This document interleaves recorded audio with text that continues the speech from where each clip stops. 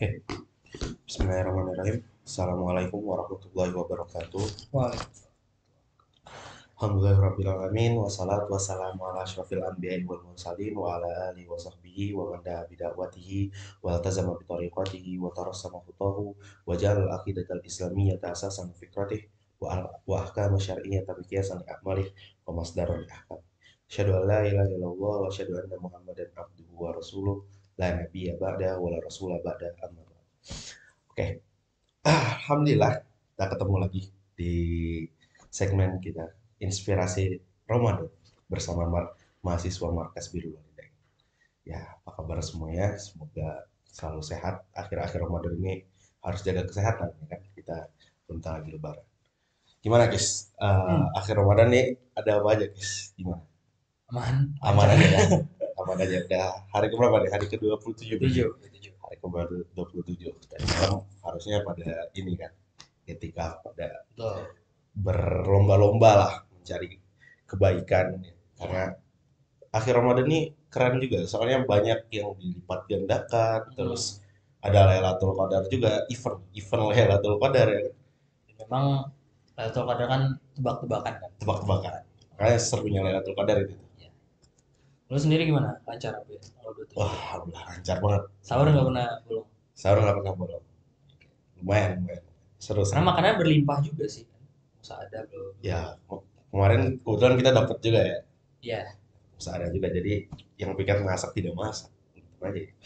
Oke, ngebahas tentang akhir Ramadan ya kan dari juga sedikit-dikit. Judulnya apa tadi?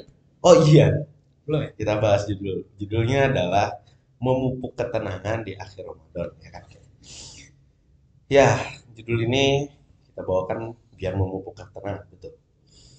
Nah, Ya. ya kan. eh ya, judulnya tadi memupuk ketenangan di akhir Ramadan. Sekarang kita sebenarnya pengen ngebahas bagaimana memupuk ketenangan itu apa yang mau dipupuk? Yang mau dipupuk ketenangan, tapi dengan cara apa gitu. Nah, mungkin kita mulai dengan itikaf.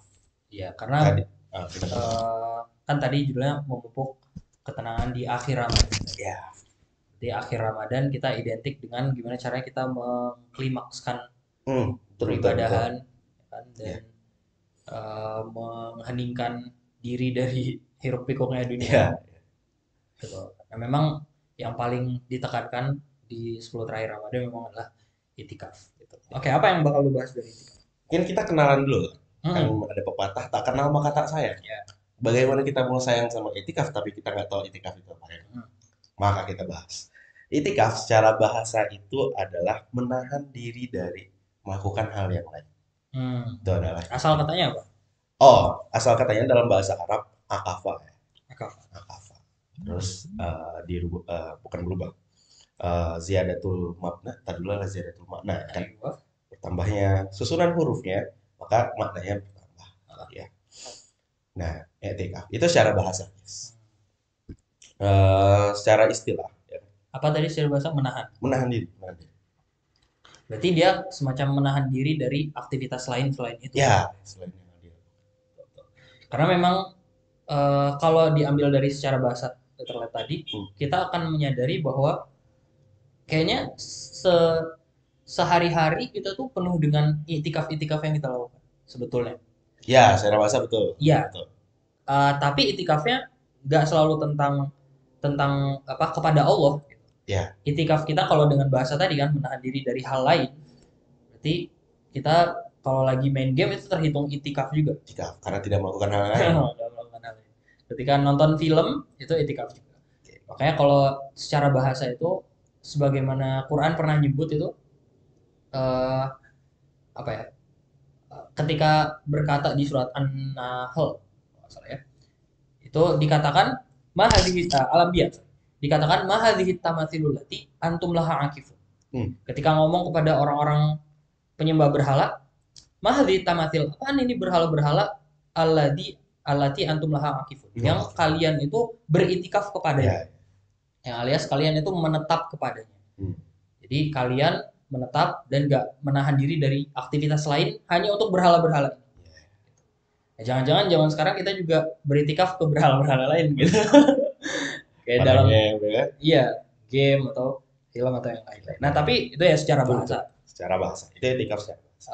Kalau secara istilah apa? Secara istilah atau secara fikihnya ya, Hmm. kita katakan itu kita terjemahkan aja pakai bahasa Indonesia. Itu berdiam diri di masjid ya, dengan niat mendekatkan diri kepada Allah Subhanahu wa taala. Hmm. Maupun itu malam, pagi, siang, sore ya. Itu adalah iktikaf. Nah, jadi Oke. secara bahasa nih dia ada dua titik ya, dua poin yang harus diperhatikan. Hmm. Pertama, dia berdiam diri harus di masjid. Oke. Jadi tadi keluar berarti itikaf yang secara bahasa tadi ya. Hmm. Kita nggak bisa memahami tadi itikaf ke apa, fokus kita ke game itu juga berarti itikaf, nggak bisa Ya. berarti. Secara bahasa beda Secara lagi. fikih nggak dianggap itikaf. Secara fikih nggak dianggap itikaf. Nah, terus adanya di sini niat, Hmm. yaitu niat mendekatkan diri kepada Allah. Maka kalau misalnya niat ria, ya sudah jelas ria tidak boleh dalam Islam, berarti Hmm. tidak juga termasuk itikaf dan mungkin tidak akan diterima. Ya, itu adalah definisi terhadap itikaf ya. Makanya nanti kita jangan setelah ini ya, kita kan udah ngajak itikaf, tapi pas ditanya itikaf itu apa sih? Nggak tahu. Nah, Atau semoga dengan ini atau kita dia punya, itikaf tapi tujuannya salah. itu dia. Atau itikaf gak di masjid. Itikaf di masjid. Atau itikafnya di masjid tapi Masjid rumah. ya atau nggak beribadah dan lain-lain Ya, itulah. ya. Betul. Jadi nggak sesuai dengan definisi awal. Nggak sesuai dengan definisi awal. Nah, terus kita ngebahas itikaf nih hukum ya, karena tadi fikih kan. Fikih itu kan identik dengan hukum ya kan. Ya. Kita ngebahas hukumnya. Gimana itikaf ini para ulama membagi atau kita katakan hukum asalnya adalah sunnah ya. Itikaf ini hukumnya sunnah, bahkan sunnah muakkadah ya, para ulama. Apalagi di akhir 10 akhir Ramadan ini ya kan, dimana tadi fadilah Ramadan, fadilah 10 akhir Ramadan ini dia banyak ya kan, amal-amal ibadahnya banyak termasuk itikaf. Nah, tapi terkadang itikaf ini bisa menjadi wajib ya. Kapan itikaf itu menjadi wajib? Ketika orang itu bernazar untuk beriktikaf ya, berjanji ya, itu kan berjanji kepada Allah untuk beriktikaf ya. Nah, terus gimana nih kita cara ngebedain nazar iktikaf yang wajib dan iktikaf yang sunnah? Oke, untuk iktikaf sunnah ini biasa ulama katakan sebagai iktikaf mutlak. Nah, kayak gimana kita ngebedainnya? Pertama mungkin dari dua poin. Poin pertama yaitu perbedaan dari segi niatnya, ya, perbedaan dari segi. Terus kalau poin kedua itu mungkin dari segi praktek lapangan, kalau bisa dikatakan praktek lapangan. Kayak misalnya gini, itikaf sunnah itu kalau misalnya ente keluar, ya kan, keluar dari masjid kan tadi kita katakan itikaf itu harus di masjid, ya kan. Ketika keluar dari masjid, maka kalau mau balik lagi itu harus niat lagi, balik niat. Apapun itu keluar. Nah, tapi kalau misalnya iktikaf yang wajib, itu ente boleh keluar biar nggak bukan biar nggak memperbarui, boleh keluar ya kan karena uzur aja. Kalau misalnya nggak karena uzur, ente harus memperbarui niatnya lagi. Misalnya gini, niat ya apa, kita bernazar berjanji iktikaf sehari semalam ya kan. Oke. Kita mulai dari jam subuh nih, jadi jam subuh berarti jam 4 jam 5-an lah, jam 5-an. Terus tiba-tiba kita keluar nggak karena uzur. Ya, karena misalnya pengen apa misalnya lempar sendal gitu, keluar masjid pengen lempar sendal. Ya kan nggak karena uzur, Ya. nggak penting kan, apalagi nggak penting tuh. Pengen lempar sendal. Terus dia keluar karena lempar sendal misalnya jam 8. Nah, maka ketika dia ingin menyelesaikan itikafnya, menyempurnakan itikafnya, itu dari jarak jam 5 sampai jam 8 itu itikafnya udah nggak terhitung lagi, udah batal. Oke. Ya, Ini kalau itikaf mutlak itikaf tadi. wajib, itikaf wajib, Itikaf wajib. ya kan?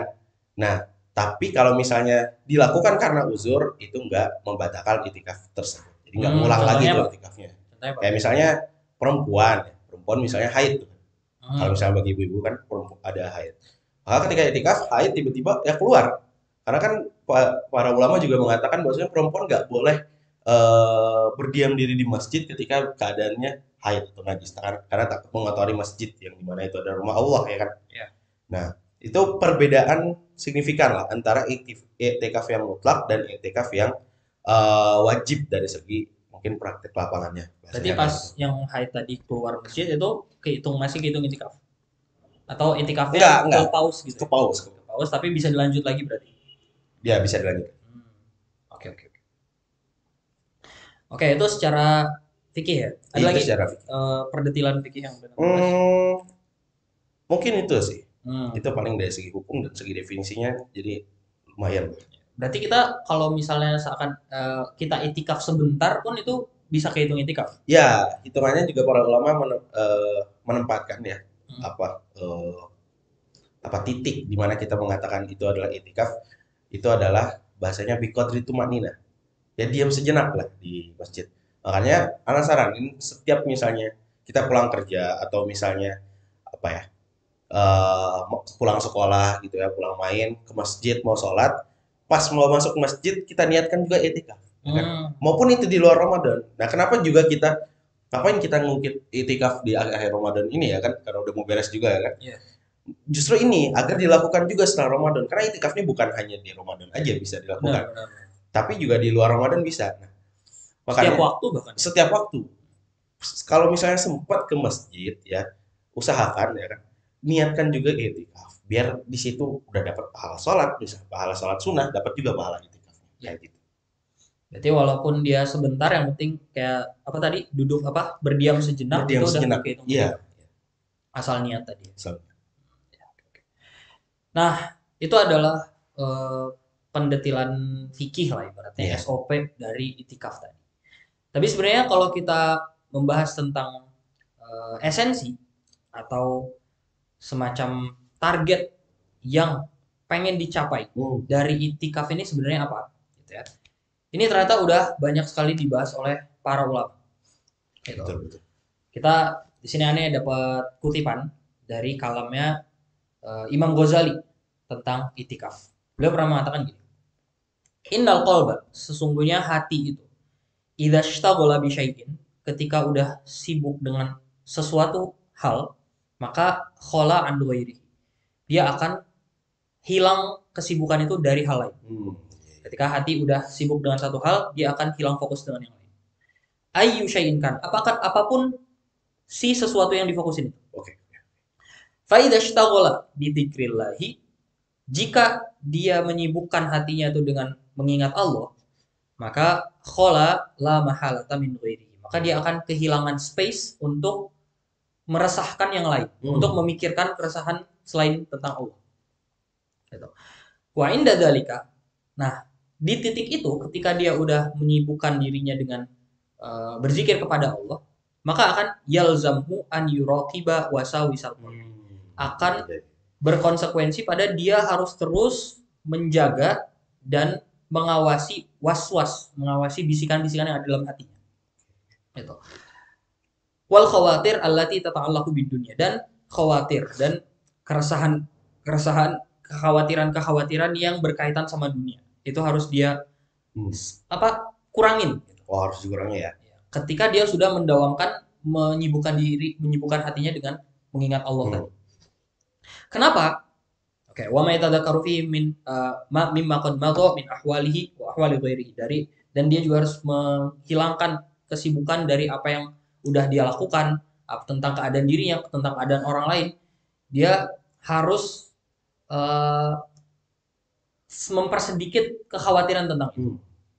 Kenapa? Fa innahu mahma ishtaghala bi syai'in minhu walau fi lahdatin. Karena dia kalau udah tersibukkan dengan salah satu hal tersebut, walaupun sebentar, maka khala qalbuhu anid dzikri fitil kallah. Iya. Maka hatinya akan hilang dari zikir kepada Allah di saat itu. Kayak gitu. Wa kana aidan nuqsanan, dan ini juga memang adalah sebuah kecacatan yang dilakukan oleh seorang mutasawwif. Gitu. Karena beliau Imam Ghazali ini kan jenius di semua hal. Iya, iya. Beliau ini mutafanin, bahkan memiliki julukan Hujjatul Islam. Hujjatul Islam. Beliau argumentasinya Islam itu adalah Imam Ghazali. Nah, itu ya. Bukan cuma akal doang, tapi beliau sangat-sangat dalam segi tasawuf dan dalam Iya, segi iya. spiritual.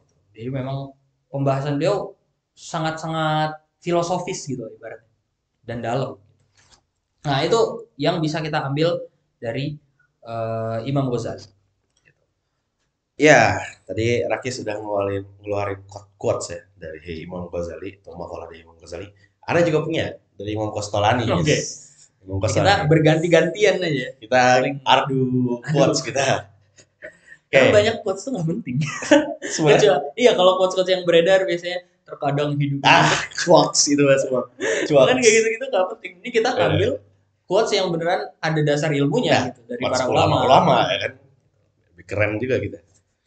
Ya. Terus. Oke, di sini Imam Qastolani yang mengatakan bahwasanya innal uzlata turihul qalba min asyghalid dunya. Bahwasanya Hmm. uzlah ya itu turihul qalba mengistirahatkan hati daripada kesibukan-kesibukan yang sifatnya duniawi. Hmm. Wa tufriguhu lillahi ta'ala dan mengosongkan hanya untuk Allah Subhanahu wa taala. Mengosongkan hati hanya untuk Allah Subhanahu wa taala. Fatan fajiru minhu ya nabi al hikmah ya kan. Maka dari uzlah tersebut akan muncul ya kan, akan melahirkan cahaya-cahaya hikmah ya. Innahu awwala ma budi'a bihi alaihi salatu wassalam minal wahyir ru'ya as-salihah. Ya. Hmm. Di situ juga ya, Bener juga. ketika uzlah juga ya, waktu itu kan Rasul uzlah kan. Dan ketika dapat wahyu itu kan Rasul uzlah. Nah, disitulah apa Rasul uzlah di Gua Hira terus mendapatkan wahyu. Summahu biba ilaihil khala. Dan di saat itu pula ya kan, Rasul jadi tambah menyukai, tambah mencintai khala tersebut atau uzlah tersebut ya menyendiri. Iya, iya. Berarti kita dapat beberapa istilah di sini kan. Kita Ya, lagi bahas itikaf tadi adalah berdiam diri pada sesuatu hal atau secara istilahnya tadi untuk mengingat Allah ya kan dengan niat dan lain-lain. ya, Itu esensinya adalah uzlah tadi sebetulnya. Kita ya. memberikan space waktu untuk menyendiri sejenak. Hmm, Atau bahasa lainnya khola atau ikhtilat. ya, khala. Menyendiri berduaan dengan Allah, kita memikirkan keagungan Allah, memikirkan tentang kelemahan diri kita, ya kan? Karena betul kata Imam Qastolani yang disebut tadi, innal uzlata turihul qalba. Uzlah itu dengan kita menyendiri tadi, dengan kita Hmm, merefleksikan kehidupan, memikirkan tentang Allah dan lain-lain, kita akan turihul qalba, akan melapangkan hati. betul, betul. Karena ya kita sadar lah, hidup ini kan capek ya, Lah, capek. Isinya apa? Kerja, apa belajar, lancar. kompetisi, ya kan? Kotor-kotor. Ya betul. Capek. Egoisme, Egoisme. hawa nafsu gitu. Kita memang harus ada titik kita itu istirahat gitu Ya, dari segala hal yang melelahkan diri betul, tersebut. betul. Ini juga yang mungkin eh, nggak ada konsep ini di kalangan orang-orang modern atau orang-orang barat sekarang. Ya, Mereka akhirnya nggak punya eh, apa namanya, nggak punya sarana untuk menenangkan dirinya. betul. Kalau misalnya kita lihat orang-orang yang ada yang hidupnya 24/7 untuk kerja, kayak orang-orang di Wall Street atau di Hmm. perusahaan-perusahaan besar gitu ya, yang mereka hidupnya itu memang detik per detik itu terhitung uang. Gitu ya. Mereka nggak punya space untuk memberikan ketenangan Ya. atau kebahagiaan bagi dirinya. Ujung-ujungnya apa? Yang bisa bikin mereka tenang cuman sexual desire, Hmm. hasrat Ya, seksual, ya, ya. drugs, narkoba, dan Mau buka. alkohol. Alkohol. Tiga itu. Betul, betul, betul. Sehingga ketika tiga ini udah jadi apa namanya escapism, ibaratnya udah jadi eh, jalan mereka untuk menenangkan diri mereka, yang terjadi bukan malah ketenangan, yang terjadi malah ketergantungan. Betul. Mereka nggak bisa hidup tanpa itu. Bahkan ketika itu di skip, yang terjadi adalah kacau semua rundown kehidupan mereka. Ya, Ketika itu ada yang kelewat, udah rusak semua apa namanya rantai waktu mereka rusak. Jadi mereka bukannya dapat pleasure, bukannya dapat kenikmatan atau dapat ketenangan, kebahagiaan, tapi justru malah menjadi ketergantungan. bahkan mungkin dari dia melakukan tadi menjadikan hal-hal tersebut instead untuk mengistirahatkan hati mereka ya, Hmm. menenangkan hati mereka. Hmm. Bahkan bisa jadi itu mengantarkan pada kerusakan juga kan tadi Benar. mungkin dari seksual tadi. Hmm. Itu kan mungkin mengantarkan pada HIV AIDS atau yang lain-lainnya ya. Ya. Bahaya juga sebenarnya. Jadi memang betul. Ini persis dengan gue pernah dengar yang dikatakan oleh Imam Ibnu Qayyim rahimahullah. Hmm. Lima makna lah ya. Beliau pernah bilang bahwa dunia itu kayak bayangan. Semakin kita mengejar, dia akan semakin lari. Betul. Berarti ketika kita memandang bahwa oh, gue kalau pengen bahagia, gue harus dapat dari hal yang ada di dunia, di zat dunia itu sendiri. Hmm. Kayak Iya, tadi iya, kan, iya. ke sexual desire atau Sexual drugs desire. atau Betul. alkohol. Ketika kita memandang bahwa kebahagiaan itu ada di situ, yang terjadi adalah dia akan selalu lari dan kita cuman akan selalu mengejar. Dari mengejar itulah kita menikmati mengejar. Kita menikmati pengejaran itu, yang mana nggak akan ada habisnya. Betul. Itu nggak akan ada cukupnya. Nggak ada. Kayak gitu.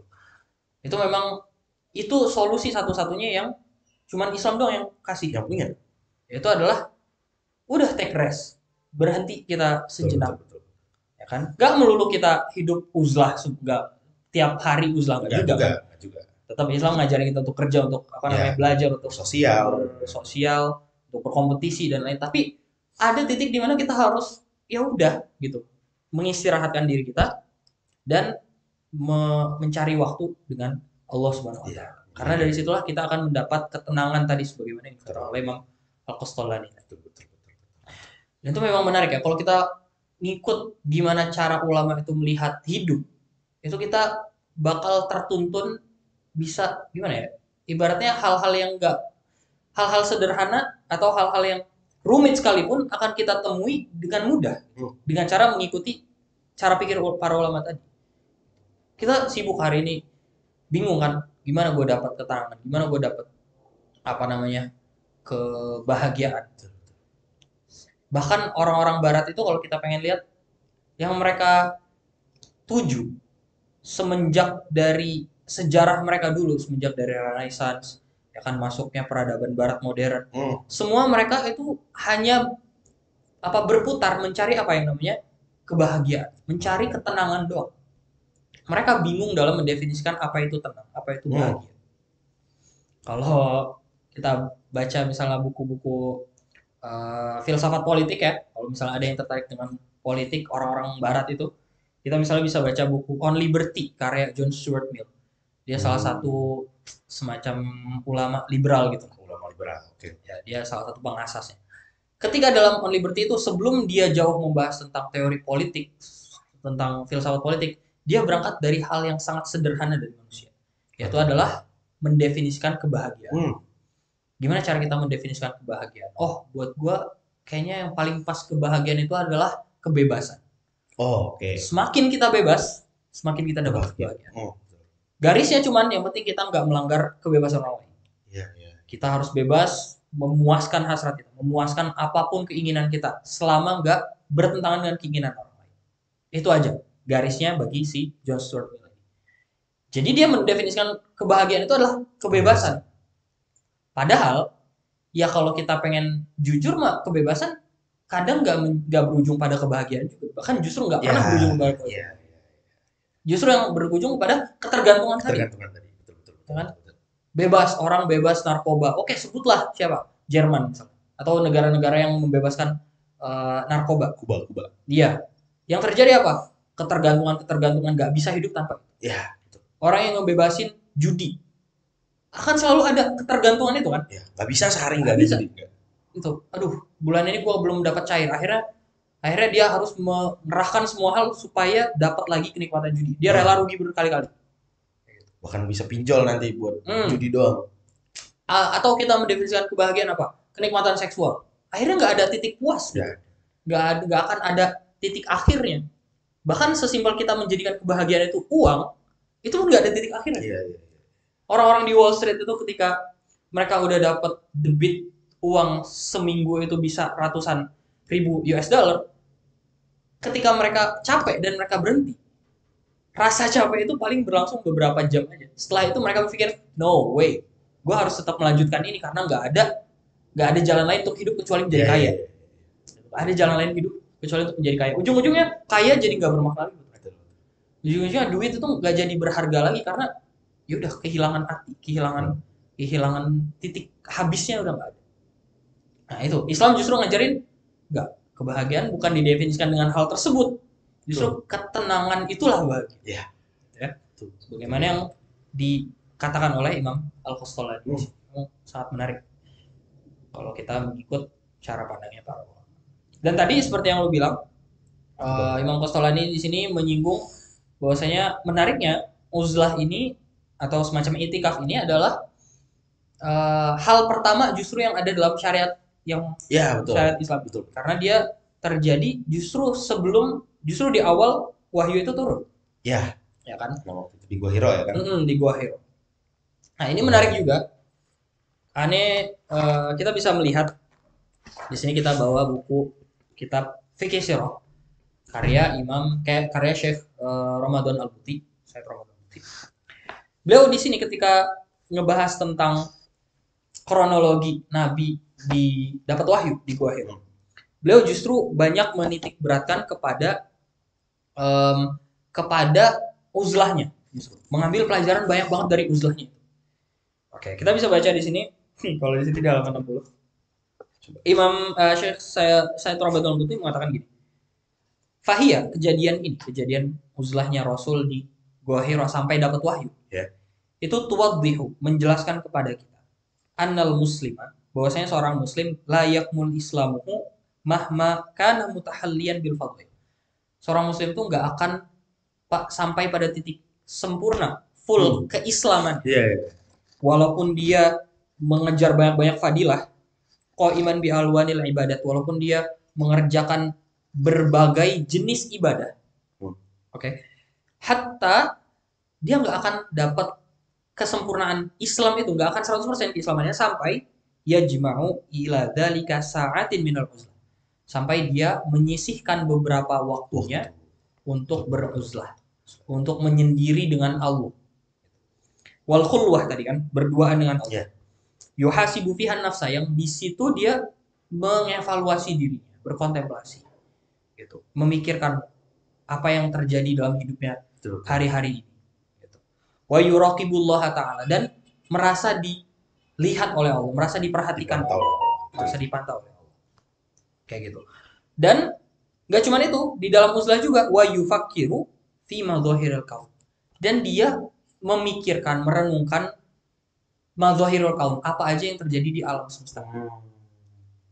Mungkin kita akan bertanya, kenapa uzlah jadi mikirin alam semesta? Kenapa jadi kayak tadabbur alam ya kan? Karena wadalailu dzalika ala hikmatillah. Karena hal tersebut, berpikir tentang alam semesta, tentang diri kita sendiri, itu adalah petunjuk terhadap keagungan Allah. Jadi setiap kita berpikir tentang alam semesta, ya kan, kita ngelihat, ada matahari, tiba-tiba malam berubah jadi bulan, ada suhu cuaca yang berubah-ubah, kemarin hujan sekarang terik, kemarin pilek sekarang nafas kita lancar, ya kan, aliran darah kita lancar, dan lain-lain. Semua itu menunjukkan ada Tuhan yang memperjalankan ini. Bahkan sesimpel misalnya kita lihat kucing datang kepada kita, terus kita ngelihat kenapa bulunya bisa bagus, kenapa dia punya spesies dan bangsa yang macam-macam dan sangat-sangat beragam, yang masing-masing punya keindahan sendiri-sendiri. Itu kan juga menunjukkan bahwa kita, semua hal ini kalau kita renungin adalah representasi dari Tuhan. Adalah wujud dari izmatullah tadi, wujud dari keagungan Allah. Nah, ini menariknya adalah ketika Syekh Buti di sini mengatakan uzlah itu kita harus berpikir tentang alam semesta. Supaya kita dapat tentang keagungan Tuhan. Tapi nggak selalu ini berjalan pada semua orang. Ada orang-orang yang dia berpikir tentang alam semesta, malah jadinya nggak ada Tuhan. Bertentangan berarti sama yang dikatakan Syekh Buti tadi. Terlihat bertentangan. Contohnya adalah kalau kita tahu Tan Malaka, secara akademis ya kita bahas dulu. Beliau pernah bikin buku judulnya Madilo. Materialisme, Dialektika, Logika. Itu dia di bab pertama, itu babnya namanya logika mistika. Jadi logika mistika ini beliau ngebahas tentang agama di situ. Beliau ngerot tentang agama. Jadi dia menamakan agama itu keimanan terhadap Tuhan dan lain-lain itu adalah logika mistik gitu. Hal-hal yang mistis yang enggak saintifik. Karena beliau kan memang backgroundnya kiri kan, ateis. Dan sosialis gitu. Nah, salah satu yang beliau bahas, jadi ketika beliau itu ngebahas tentang logika mistika, dia mengurai alam semesta ini semuanya. Biasalah dengan teori evolusi tadi kan, dialektika. Teori evolusi. Dia bilang bahwa sebenarnya alam semesta ini, bumi dan segala yang ada di dalam isinya itu semuanya bersifat zatnya itu konstan. Gak pernah bertambah, gak pernah juga berkurang. Gimana? Jadi, misalnya ada anak bayi lahir. Itu tuh setiap ada anak manusia yang lahir itu nggak ada yang bertambah dari zat alam semesta ini. Kenapa? Karena anak bayi dari sperma orang tuanya. Hmm, Sperma itu dari makanan. bukan. Makanan dari alam semesta juga. Betul. Nah, jadi cuman kayak berpindah Oh, zat aja, muter-muter berpindah. aja. Iya, iya, Muter-muter aja. Ketika anak bayi ini gede, dia makan dari alam semesta, dari alam juga kan makannya. Terus mati, dia akan dikubur lagi iya, ke iya. tanah, zatnya mengurai lagi jadi oksigen dan lain-lain. Ini kata Tan Malaka tadi nih. Kata Tan Malaka. Hmm. Akhirnya kesimpulannya adalah alam semesta ini jumlah zatnya konstan, Ya, nggak kalau kayak bertambah, kalau kata dia, iya betul. maupun nggak berkurang. Betul, betul. Jadi kesimpulan dari dia adalah nggak pernah ada yang namanya penciptaan hal yang baru oleh Tuhan. Ya, kalau kayak gitu. Betul. Iya, karena nggak ada orang kita meneliti nggak ada yang bertambah, nggak ada yang berkurang. Iya, iya. Berarti Tuhan nggak pernah menciptakan apa-apa di dunia itu. Betul. Itu kan? Loh, mungkin kita terkesan dengan logika kayak gini. Padahal sebenarnya kalau kita Masuk akal banget sebenarnya kan. padahal sebenarnya kalau kita dalami, ya kan? Konstannya zat yang ada di alam semesta ini nggak serta-merta menunjukkan bahwa nggak ada Tuhan. Hmm. Kenapa? Karena kayak tadi, misalnya, oke sebutlah bayi datang, apalah tercipta dari sperma, sperma dari makanan. Pertanyaannya, siapa yang bikin makanan berubah jadi sperma? Ayo, itu yang Itu yang lost nggak, tuh, yang miss itu tuh. yang nggak terjawab kan? Iya, iya. Terus siapa yang bikin si sel sperma tadi berubah jadi bayi? Malaka harus jawab nih. Kayak gitu. Atau tadi, dia pikir semua yang terjadi di dunia ini karena zat alam semesta itu sendiri. Misalnya kita bernafas karena kita punya paru-paru, karena ada aliran darah, karena ada oksigen. Oke, terima. Itu adalah fakta sains. Sekarang pertanyaannya gini, ketika ada orang mati, paru-paru dia punya, aliran darah dia masih punya, hidung dia punya, oksigen bisa masuk. Kenapa dia nggak tetap bisa bernafas? Berarti ada sesuatu yang bikin dia on dan off. Iya, on dan off. Dan itu bukan dari alam semestanya itu doang, tapi ada zat yang memperjalankan. Betul. Disitulah memang betulnya kata Syekh Ramadan Buti di sini, ketika kita melihat kepada madzahirul kaun, kita melihat kepada penampakan alam semesta ini semua wujud representasi dari cara kerja Tuhan, cara kerja Allah yang selalu berjalan di tiap detik kita. Kita tarik napas, ngeluarin napas, ada Allah yang bikin semua itu terjadi. Ya. Kita masak misalnya, set masak, kita megang api itu panas, Allah yang bikin itu panas. Betul. Dan Allah yang bikin tangan kita bisa terbakar atau nggak bisa terbakar. Ya, kayak misalnya api Nabi Ibrahim kan Nabi Ibrahim nggak terbakar. Betul. Kayak gitu. Jadi memang ini cuma bisa disadari oleh orang-orang beriman. Ya. Cuma disadari oleh tuntunan para ulama yang mereka sangat-sangat jenius dalam memandang dunia ini, dan nggak akan bisa disadari oleh orang-orang yang nggak punya keimanan tadi. Kayak mungkin Tan Malaka tidak sampai situ. Iya, memang Anda tidak bisa relate dengan konsep begini. Gitu. Nah, memang itu luar biasa tadi kata kata Syekh Ramadan Buti kan, bahwa salah satu fungsi kita beruzlah tadi adalah kita jadi bisa menyadari ternyata kita nggak pernah sedetik pun hidup tanpa campur tangan Tuhan. Kita nggak pernah sedetik pun ada hari yang terlewat dari kudrah Allah, dari campur tangan Allah. Berarti ada yang menarik nih, guys. Berarti i'tikaf ini nggak hanya dari sisi rohani aja kita bisa melihatnya. Bisa juga, iya. Nggak kayak kita cuma ngejar pahala, ngejar cinta yang Allah aja, enggak gitu kan. Tapi kita bisa lihat tadi dari perkataan Syekh Ramadan Al-Buti, terus kita sampai ngebantah Tan Malaka itu mungkin kita sampai titik i'tikafnya ternyata melahirkan juga dari sisi akal ya, membangun akal gitu. Dari bagaimana cara kita berpikir tadi tentang alam, melahirkan kita, wah ternyata di balik semua ini ada zat yang maha agung yang menciptakan hal seperti ini. Berarti mantap sih, i'tikaf nih keren sih. Iya, karena memang ya itulah resiko kita membaca kalam para ulama, kita dituntun untuk ikut cerdas betul. Seperti cara pandang mereka yang jenis itu. Ya kita memang, akal kita kan segitu-gitu aja. Tapi kita ngikut aja. Ya kita ngikut, dan memang nggak ada jalan lain untuk bisa menyadari hidup ini ya selain dengan membaca gitu. Kita cari tahu apa yang para ulama katakan. Oke. Itu tadi Imam Al-Qastolani. Ada lagi nggak? Al-Qastolani. Ada sih, dari Imam Nawawi mungkin. Di salah satu pembesar ya mazhab Syafi'i ya kan. Nah, Imam Nawawi pernah mengatakan dalam syarah hadis terhadap hadis, nanti ada namanya, kalau terkenalnya mungkin hadis hubbiba ilaihil khalaq ya. Nah, Di sini beliau menkomentari bahwasanya amal khola fahuwal kholwah. Nih, khola, kholwah, uzlah tadi itu semua sama maknanya. Artinya adalah menyendiri. Menyendiri ya, menyendiri. Wahya sya'nu sholihin, dan itu adalah kondisi ya, keadaannya orang-orang soleh. Wa ibadullahil arifin, dan hamba-hamba Allah yang arif. Summa qala, terus Imam Nawawi mengatakan bahwasanya qala Abu Sulaiman, menyampaikan perkataannya Abu Sulaiman Al-Khattabi, hubbibat ilaihil uzlah. Rasulullah mencintai uzlah, suka sama uzlah. Ya. Menyendiri tadi ya, daripada hiruk pikuk kesibukan-kesibukan yang sifatnya duniawi. Li'anna ma'aha faragul qalbi. Karena dengan kholat tadi, dengan uzlah tadi, kita dapat keluasan hati ya, kelapangan hati ya kan. Karena ya tadi kan kita bilang dunia ini tuh capek semua isinya. Kerja dimarahin bos lah, dimarahin atasan, Deadline editing nggak kelar-kelar, yang di bawah minta cepat kan, capek banget. Nah, jadi ada konsep uzlah tuh dalam Islam ya, yaitu untuk melapangkan hati kita daripada tadi hiruk pikuk yang sifatnya duniawi. Wahya mu'inatul ala tafakkur juga, sama berarti yang senada dengan apa yang dikatakan Syekh Ramadan Al-Buti ya. Di sini beliau katakan mu'inatun ala tafakkur, membantu untuk berpikir juga ya kan. Sama kan? Wa bihayan qati'u an ma'lufatil basyar ya. Dengan uzlah juga, dengan khola, dengan kholwat tadi. Itu kita jadi terputus dengan aktivitas-aktivitas, interaksi-interaksi dengan manusia yang sangat melelahkan tadi. Wa yatakhashya qalbuhu, dan hati kita tambah khusyuk. Nah, ada yang menarik nih sebenarnya dari perkataan Imam Nawawi. Ada di sini yang disampaikan oleh ya Abu Sulaiman Khattabi ya tentunya. Hubbibat ilaihil khola. Rasulullah ini suka sama, jadi cinta sama yang namanya khola, uzlah tadi. Ini menarik, guys.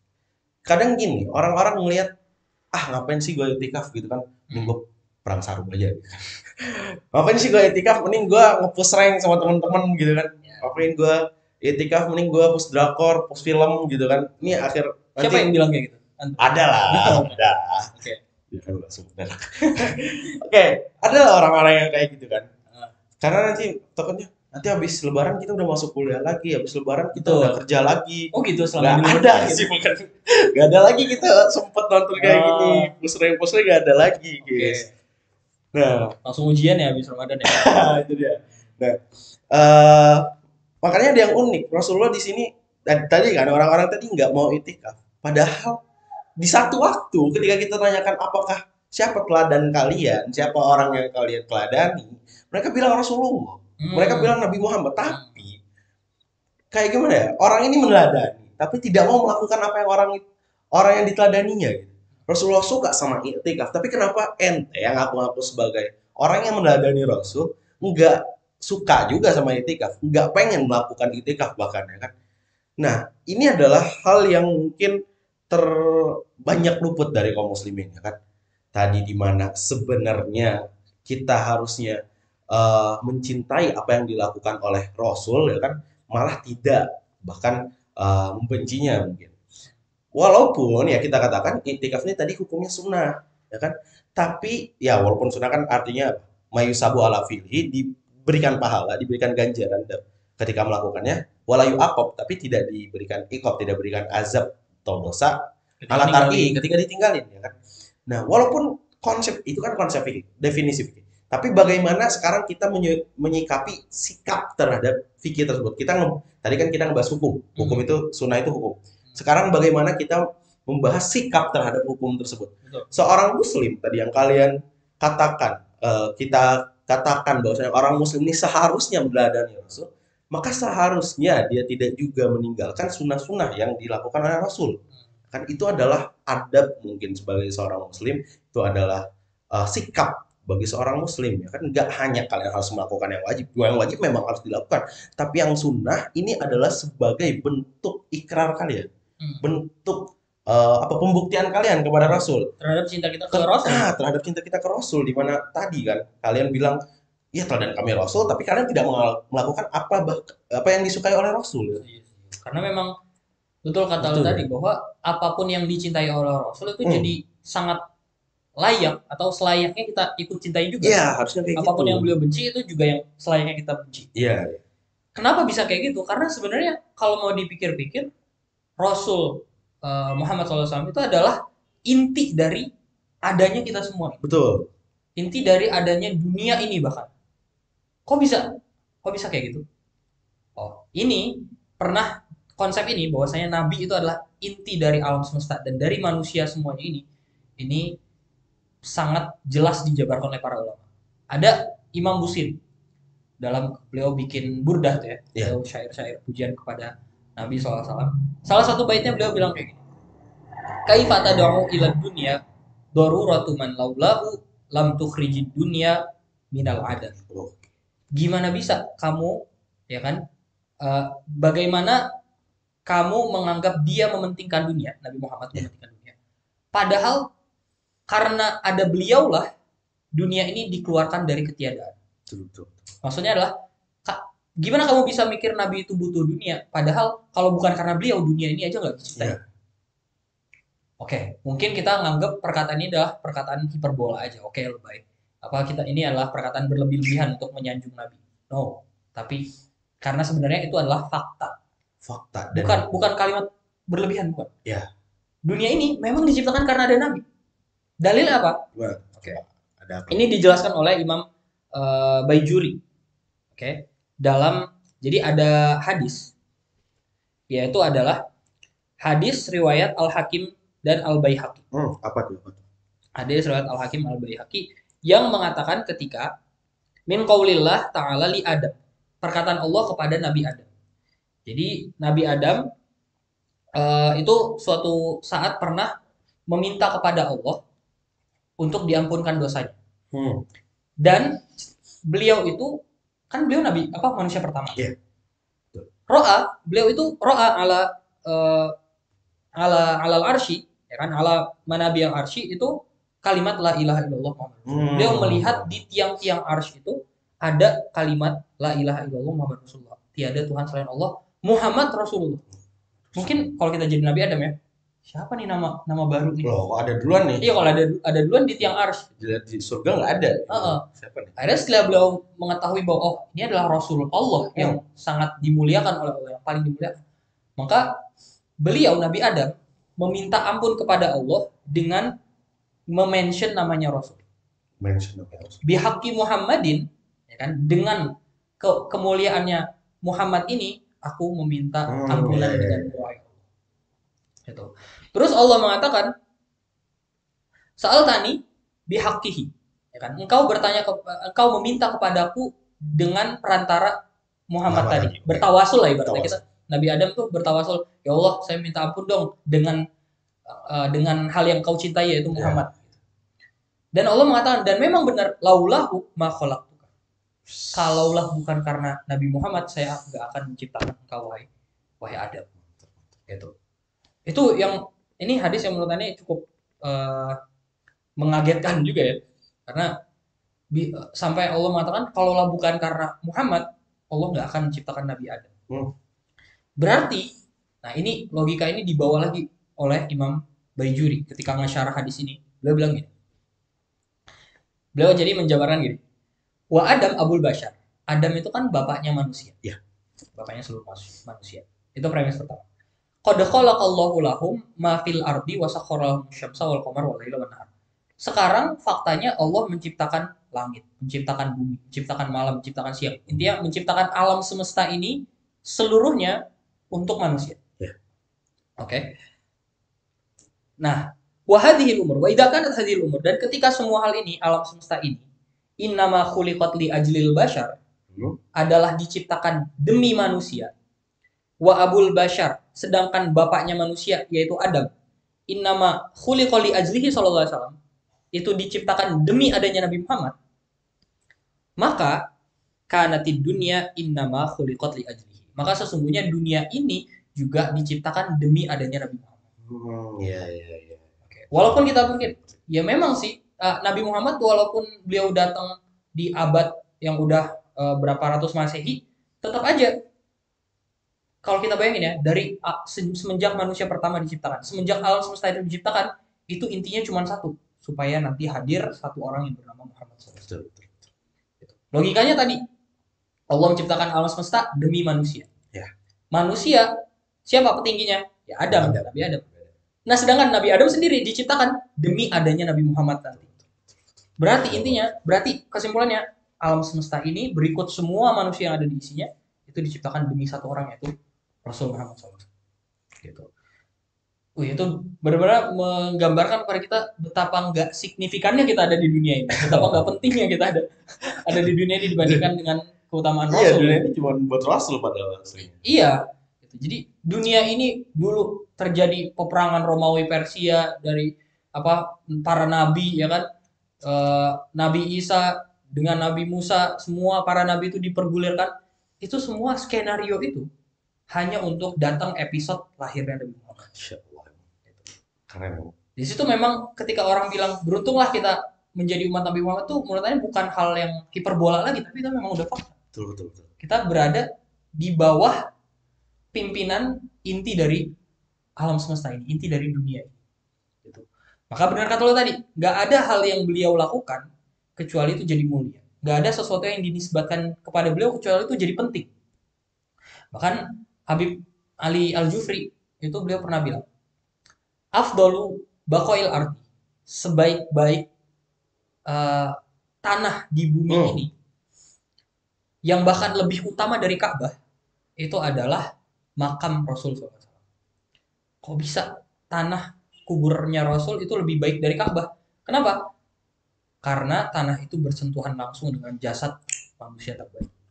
Sehingga tanah itu menjadi jauh lebih baik dari apapun. Bahkan dari Ka'bah itu sendiri. Itu katanya Habib Ali Al-Jufri. Kalau tanah aja lebih baik dari apapun, apalagi fi'il perbuatan yang beliau lakukan. Maka semua hal yang dinisbahkan kepada beliau, semua perbuatan yang ada pada beliau itu semuanya jadi istimewa, semuanya jadi spesial. Dan gak ada yang kita bisa anggap remeh, termasuk nuzlah tadi, termasuk i'tikaf. Itu. Dan ya benar kata Imam An-Nawawi tadi, ya kan, ketika memotivasi kita tentang i'tikaf, beliau membawa hubbibat ilaihil i'tikaf, ya kan? Hubbibat ilaihil uzlah. Nabi aja cinta gitu kepada i'tikaf, kenapa kita enggak? Kita enggak, betul. Gitu kan.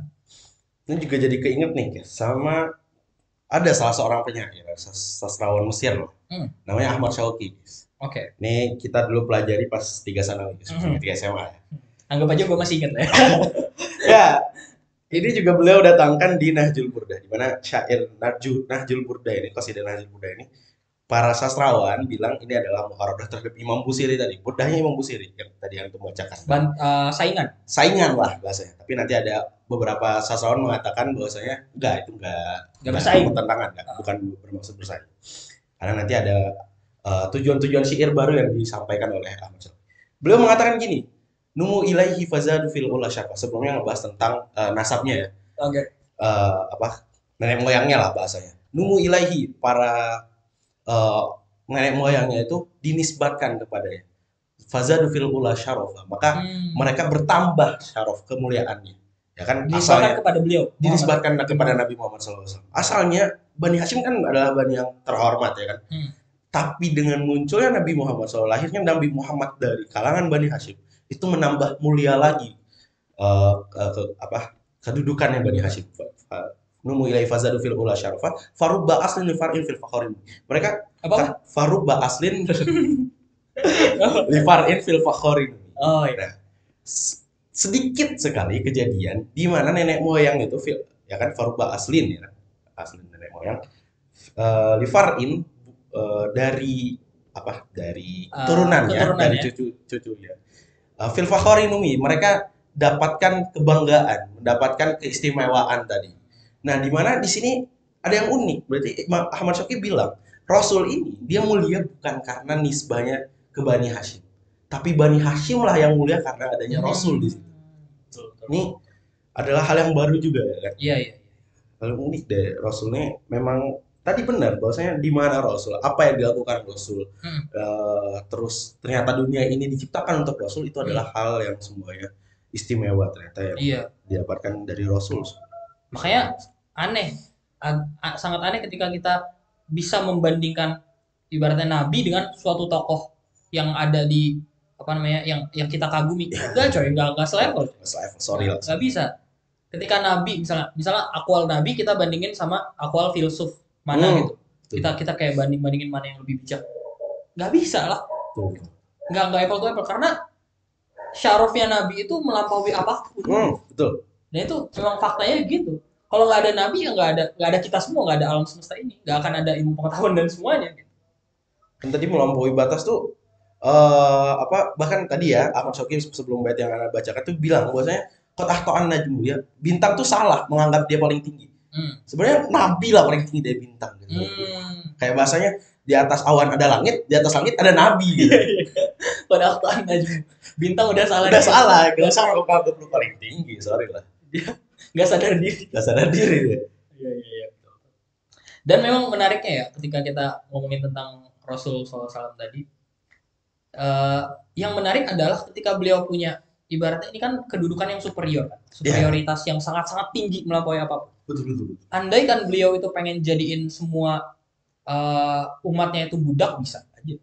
Bisa. Andai kan beliau pengen wajibin, kan kaul beliau kan jadi syariat kan. Ya. Andai kan pengen beliau wajibin setiap beliau datang kakinya dicuciin sama para sahabat bisa aja. Betul. Tapi justru beliau nggak pernah ngelakuin itu, dan yang beliau selalu lakuin adalah ihtiram kepada orang lain. Betul. Ya kan, menghormati orang lain. Bahkan kalau kita baca kitab-kitab Syama'il, kitab-kitab gimana kesempurnaan Nabi, itu sangat banyak itu ya.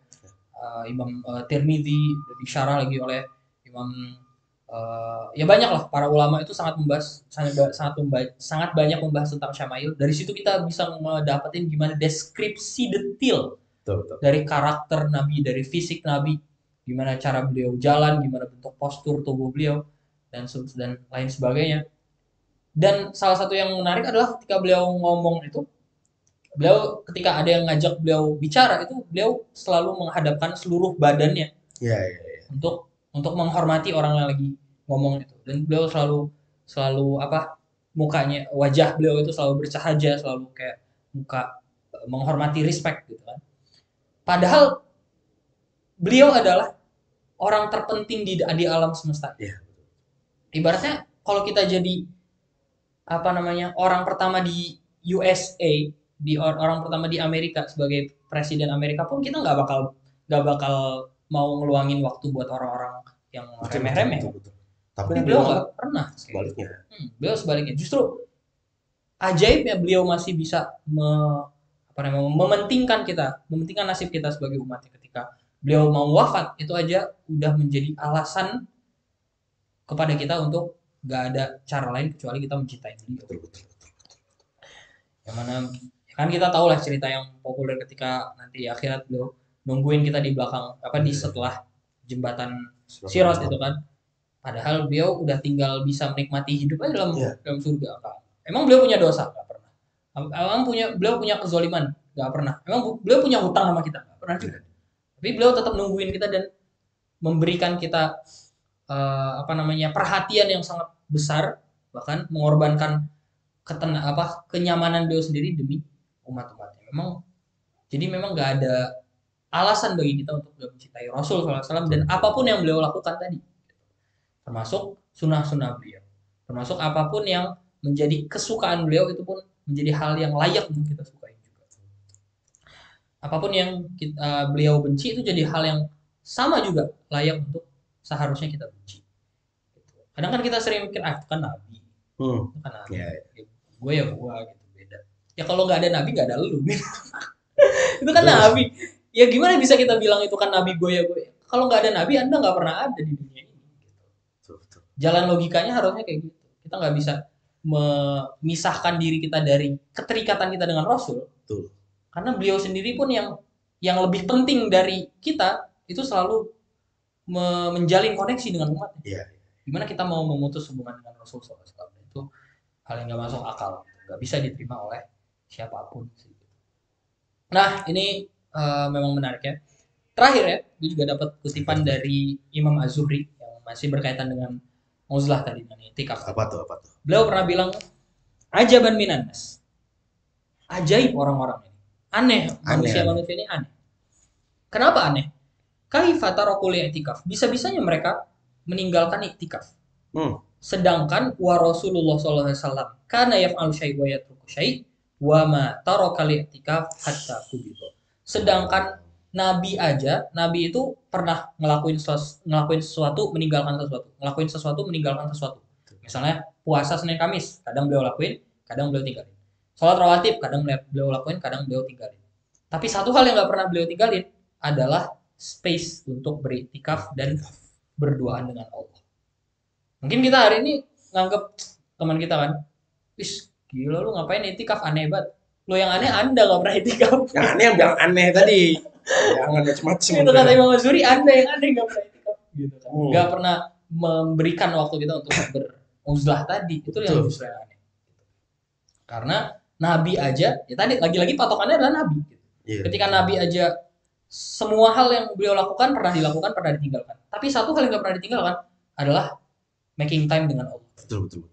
Adalah membuat space waktu untuk beriktikaf dan berkholak dengan Allah. Berarti bahasanya ini kayak me time dalam Islam kan. Kalian nih anak muda me time ngopi di kafe sendirian, main game, nonton film. Nih Islam juga punya me time. Kalian yang ngaku Islam nih pakai aja ini me time ini. Ya. Karena memang ya semacam istirahat lah. Ya, lebih manfaat juga dari segi dunia dan akhirat mungkin. Nabi memang nggak pernah ngewajibin kita setiap hari kalian harus di masjid, nggak pernah. So Nabi nyuruh kerja. Ada anak muda datang kepada Nabi minta, Nabi saya miskin nggak punya duit, dikasih alat, ya dikasih kapak, ya seminggu lagi kamu harus datang dengan keuntungan. Ya betul. Kamu harus kerja, gitu kan. Harus ada kasep, harus ada effort yang kita keluarkan. Cuma minta-minta aja ya. Tapi di sisi lain kita juga akhirnya harus mengakui bahwa hidup ini capek. Hidup ini penuh dengan hiruk pikuk, penuh dengan kekacauan, penuh dengan gitu. Kalau kita buka apalah media sosial isinya apa sih? Isinya orang berantem. Isinya perkataan-perkataan orang nyeleneh, gitu kan. Isinya perdebatan yang nggak ada ujungnya. Ya kan? Isinya apa? Hilal tuh tanggal 1 apa Lebaran itu 29 atau 30 itu aja kan. Padahal kita tinggal pahami bahwa ikhtilaf hilal itu adalah semuanya muktabar. Betul. Ya kan, semua itu bagian dari ijtihad fikih, dan siapapun yang mengikuti suatu ijtihad yang muktabar, dia sah dengan itu, kita sah dengan ijtihad yang kita ikutin, sesimpel itu aja. Dan jangan nyalah-nyalahin juga. Nggak perlu kita nyalahin. Kalau membid'ahkan, nggak perlu mengkafirkan, jangan. Betul. Karena karena itu kan tadi permasalahan fikih, permasalahan ijtihad ya kan. Di mana para mujtahid ya, orang yang melakukan ijtihad tersebut, ijtihad kan adalah aktivitas mengeluarkan hukum ya kan, menggali hukum. Berusaha menggali hukum dari teks-teks primer. Dari teks-teks primer, yaitu Quran Sunnah lah simpelnya. Nah, di mana itu adalah ijtihad, dan manusia, para mujtahid ini juga berbeda-beda dari segi keilmuannya ya kan. Iya. Dan akhirnya pasti akan ada ikhtilaf ya, di mana ikhtilaf juga menjadikan sebagai azan nih. Kita lanjut aja. Oke. Ikhtilafnya adalah rahmat juga bagi kaum muslimin, di mana karena ikhtilaf lo mungkin Islam juga tambah berkembang kan? Akhirnya ternyata tiba-tiba di negara-negara Uzbekistan, di negara-negara Ukraina di sana ada mazhab Hanafi di sana. Di negara ini ada mazhab ini. Itu kan semua karena ikhtilaf mazhab ya kan. Nah, tapi yang jadi permasalahan tadi, jangan karena ikhtilaf tersebut kita jadi bermusuhan ya kan. Para ulama ini mereka berpandangan karena berasas gitu kan, berbasis dalil yang primer tadi, Quran dan Sunnah, dan tidak ada satupun dari mereka yang mencela satu sama lain. Jangan jadi kita sebagai muqallid yang berada di level bawah yang ngikuti mujtahid tadi, kita malah menyalahkan satu sama lain kan, itu nggak beradab gitu kan. Bahkan kalau dari Said Abdullah Abu Jufri, beliau tuh memetakan selama pendapat itu muktabar, itu mau selemah apapun, selama dia muktabar, boleh diikuti. Harus dihargai, nggak boleh dijudge. Misalnya, dalam mazhab Syafi'i sendiri, itu ada beragam ulama-ulama kibar yang punya pendapat sendiri-sendiri. Ada Imam Romli, ada Imam Ibnu Hajar, yang selalu ikhtilaf justru. Ya kan? Ada Imam Nawawi, ada Imam Rafi, ada imam lain, ada Khatib Syarbi, ada yang pokoknya beragam para ulama-ulama kibar di mazhab Syafi'i. Terus mana yang harus kita ikuti? Ya ikutin aja semua, salah satunya mau semuanya, mau yang manapun bebas gitu, karena semuanya muktabar. Semua muktabar itu artinya diakui oleh fikih, boleh diikuti sebagai ijtihad fikih, dia valid gitu. Nggak boleh direndahkan, nggak boleh di judge gitu. Terus gue nanya kan, terus apa ya Syekh, apa dobit dari atau apa garis yang sehingga kita bisa nyebut pendapatnya muktabar? Secara umum kata beliau, muktabar itu adalah ma la yukhaliful ijma. Oh, tidak bertentangan ijma. Nggak bertentangan dengan ijma. Ijma itu adalah kesepakatan kolektif. Hmm, Ada yang mengatakan kesepakatan para sahabat, ada yang mengatakan kesepakatan kolektif seluruh mujtahid di masa-masa setelahnya. oke. Intinya, ijma itu adalah kesepakatan kolektif para ahli ilmu Hmm, tentang suatu hukum, gitu. betul, betul. Nah, dan ketika udah ada ijma, maka pendapat apapun yang bertentangan dengan ijma Hmm, jadi nggak mutabar, gitu. Tapi selama pendapat apapun itu yang berasaskan ijtihad, ada dalil Quran dan Sunnah, dan beliau menggali itu dengan istinbat dan ijtihad beliau sendiri, dan hasil yang nggak bertentangan dengan ijma, ya. itu adalah pendapat yang mu'tabar. Pendapat yang harus dihargai, diakui, dan boleh diikuti. Mau lemah, mau kuat, boleh diikuti. Gitu. Kan? Maka kalau pembahasan kayak penentuan satu lebaran, ya kan, penentuan satu Ramadan, satu Syawal, dan Idul Adha misalnya, itu semua masih dalam ranah yang muktabar semua. Dan ambil aja apa yang menurutmu Iya enak benar. aja gitu ya. Iya, dan boleh nggak kita saling diskusi soal mana yang lebih kuat? Boleh. Boleh, itu boleh. Sangat dianjurkan. Secara akademis kita tinggal bilang aja, oke, menurut gua yang lebih kuat adalah tentang ru'yah global misalnya. Oke. Atau dari segi maslahatnya ini lebih mempersatukan bla bla bla bla bla. Oke. Itu sangat boleh. Yang nggak boleh apa? Kita mencibir. Itu nggak boleh. Ngapain sih masih puasa, ini lebaran, puasa lu nggak sah. Itu nggak bisa diterima perkataan kayak gitu. Kenapa? Karena dia puasa di hari satu lebaran, itu ketika mengikut ijtihad yang muktabar, dia sah dengan itu, kita sah dengan Betul, betul, lebaran betul, gitu. betul. Gitu. Memang fikih itu sangat enaknya kayak gitu. Gitu. Dia ada kelonggaran, ada namanya, ada keleluasaan yang bisa diikuti dalam fikih. Gitu. Asal, tapi ada garisnya, nggak leluasa, Ya, nggak ada batas juga, ada garisnya, yaitu harus muktabar. harus muktabar tadi ya. Karena memang ada zaman sekarang orang-orang yang berpendapat atas nama fikih, tapi menghasilkan pendapat-pendapat yang bertentangan sama ijma tadi. Kayak gimana tuh? Contohnya gue pernah baca ada buku Apa seorang tuh, coba? akademis dari Pak Duke University apa kalau nggak salah. Namanya Scott Sirajul Haq Kugel. Paling dia. Dia nggak tahu. Bukan. Oke.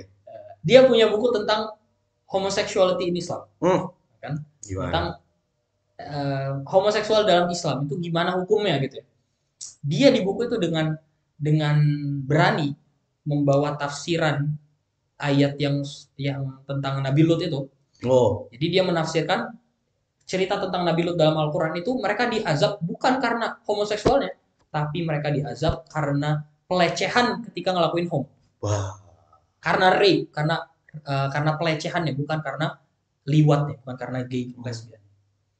Jadi Menarik, menarik. dia bilang ya gitu, orang kaum Nabi Lut itu dibalik dunia sama Allah karena mereka ngelakuin pelecehan. Berarti mafhum mukhalafahnya apa? Berarti kalau homo tapi dengan izin, Ya, pelecehan bagi dia kan menafikan pelecehannya, ya gitu. pelecehan bagi dia kan nggak diizinin, izin. nggak izin. Gitu. Berarti kalau izin bagi dia dengan tafsiran itu nggak ada masalah. Nggak ada masalah.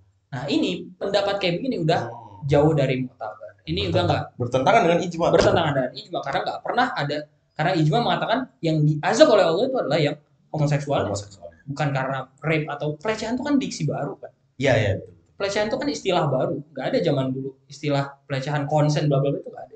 Cuman itu istilah-istilah modern. Mana bisa itu dibawa dan ditabrakan dengan ijma, nggak bisa sama sekali. Jadi kita, Nah maka ketika dapat pendapat kayak gini, nah itu udah di luar dari ranah muktabar. Nah itu udah nggak bisa lagi dihargai sebagai pendapat ijtihad, nggak bisa, dan nggak boleh diikuti. Tapi selama dia masih muktabar harus dihargai, boleh diikuti, boleh diperdebatkan, boleh, yang penting nggak dicibir, nggak direndahkan. Kayak gitu. Jadi kita udah ngebantah dua cendekiawan nih berarti terkita Tan Malaka sama si Sirajul Haq nih, siapa Saya nih? ngutip-ngutip aja. Kita mau ngutip-ngutip aja. Keren gitu. Oh berarti jadi ini tentang ikhtilaf tadi ya, Kis? Ya. Intinya mah tentang, kan tadi tema kita tentang ketenangan. Ketenangan. Gimana cara kita memupuk ketenangan sampai akhir Ramadan ini. Salah satunya dengan tadi itikaf, dan esensi itikaf apa? Ketenangan. Terus kita menyelesaikan problem Ru'yatul Hilal nih. Iya, Ru'yatul Hilal udah relax aja. Udah lah. Santai. Kalian mau ngambil yang 39 ya sama aja. Aja. Nah, selagi itu berada di ranah yang muktabar.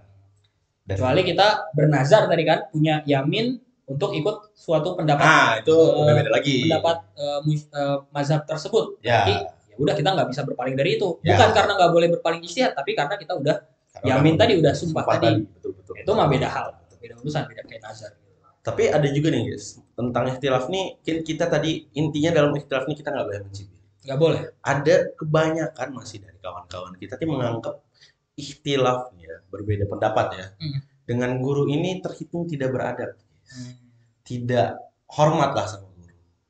Menurut gue gini, ketika kalian masih khilaf sama guru kalian dalam hal yang sifatnya muktabar tadi, dalam ranah yang muktabar, itu tidak masalah dan tidak terhitung tidak beradab lah, ya kan? Ya tidak terhitung tidak beradab, betul. Tapi ya, maksudnya nggak serta merta itu jadi nggak sopan gitu. Ya nggak sopan. Ya kita lihat aja bagaimana Imam Syafi'i khilaf dengan Imam Malik. Padahal Imam Malik gurunya sendiri. Apakah bisa? Apakah kita berani bilang Imam Syafi'i ini nggak beradab ya kan? Wow, keren kalian tuh bisa bilang kayak gitu. Nah, tapi ya, ada tapi bahwasanya kalian bisa mengatakan ikhtilaf itu tidak beradab ketika mungkin itu ranahnya antara ketaatan dan kemaksiatan. Yeah. Ketika guru kita bilang hal tersebut maksiat, apa misalnya zina itu maksiat, zina itu haram, riba itu haram, tapi kalian datang tiba-tiba bilang bahwasanya riba itu halal, zina itu diperbolehkan. Itu yukhaliful ijma tadi. Yukhaliful ijma lah, yukhalif syar'ullah lah, yukhalif pula guru kalian. Bukan beradab lagi kalian. Sabar. Oke. Nah, intinya itu mungkin. Ikhtilaf tuh nggak melulu tentang membahas tentang tidak beradab juga, dan ikhtilaf itu tidak harus mencibir ya kan. Itulah mungkin sikap dalam ikhtilaf yang harus selalu kita pakai. Oke. Ini itu. Ya, mungkin kita cukup lah ya. Cukup nih. Udah sampai di penghujung acara. Oke, udah sejam. Perlu ada closing statement atau udah cukup? Kita pantun dulu. Silakan. Gue nggak nyiapin. Ya, silakan. Antum tutup dulu ya. Antum mau minta maaf atau apa kalau dikurang? Enggak sih. Enggak ada ya. Oke. Kita mulai pantun kita. Ikan hiu makan tomat. Cakep. Waalaikumsalam warahmatullahi wabarakatuh. Udah, tutup. Oke, mungkin demikian dari saya. Mohon maaf atas kelakuan orang ini. Jadi ya kurang lebihnya mohon maaf. Wassalamualaikum warahmatullahi wabarakatuh.